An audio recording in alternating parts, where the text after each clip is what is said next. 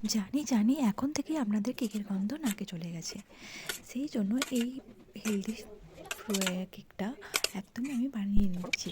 ভীষণই হেলদি, তোমরা বানাতেই পারো। মেজারমেন্ট অনুযায়ী 2 কাপ সুজি নিয়ে নিয়েছিলাম। এরপর নিয়ে নিয়েছিলাম গাজর। গাজর তো খুব হেলদি, বাচ্চাদের পক্ষেও খুব ভীষণভাবে একদম বেশ ভালো।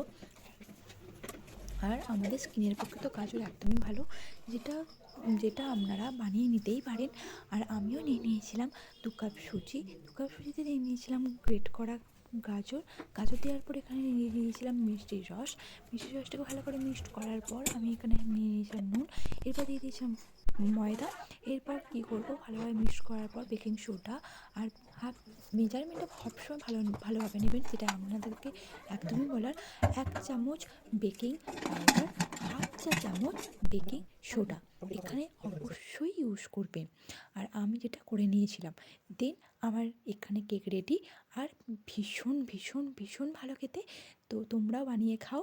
আর অবশ্যই তো বাজার থেকে কিনে খাবেই, তার সঙ্গে সঙ্গে এটাও খেতে পারো। চলো।